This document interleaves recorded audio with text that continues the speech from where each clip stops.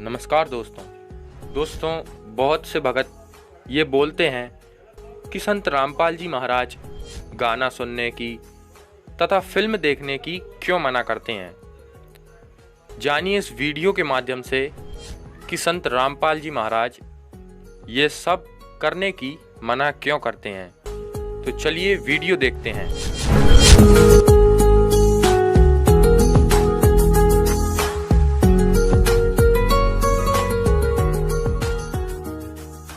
तो परमात्मा ने यह बुद्धि दी जीव को, ये ऐसे इंटरनेट सिस्टम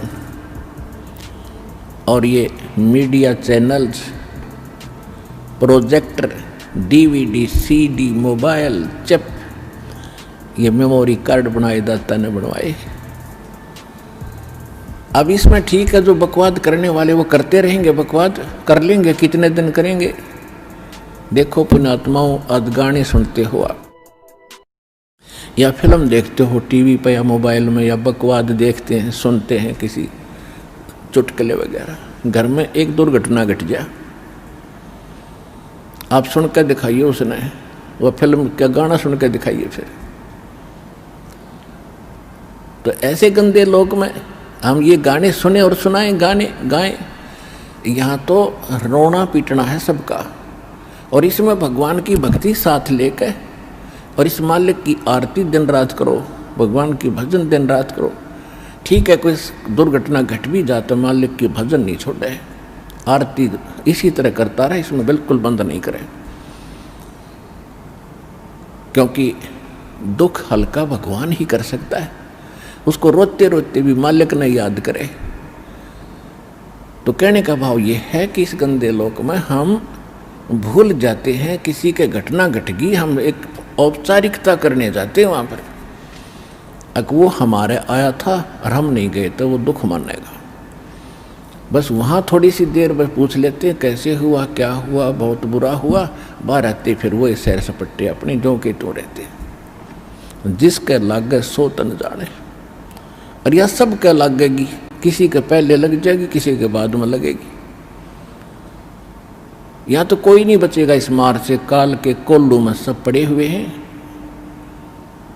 और एक दिन इसके पाठ के नीचे आपने आना पड़ेगा।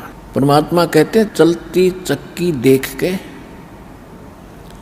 और दिया कबीरा रो, और दो पाटन के बीच में साबत बचा ना कोई। चक्की के बीच में चक्की चल रही है पत्थर की, उसमें कणक डाली जा रही है। कहते दो पाटों के बीच में, इस काल और माया के बीच में आपको पीसा जा रहा है, इसमें साबित कोई नहीं बचेगा। फिर कहते हैं कि किले से लागा रहे ताका नाश न हो। हमने देखा कि हमारी माताएं हाथ से चक्की पीसा करती थी, और उसमें एक किला होता था। किला बीच में एक ऐसे दोनों पाटों के बीच में, सेंटर में पाट होते गोल गोल चक्कर पत्थर के,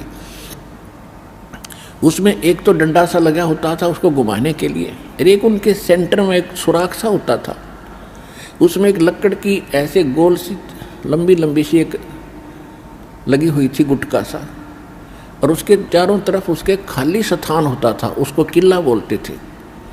अब जो कणक उस किले में पड़ गई वह तो ज्यों की त्यों रहती थी,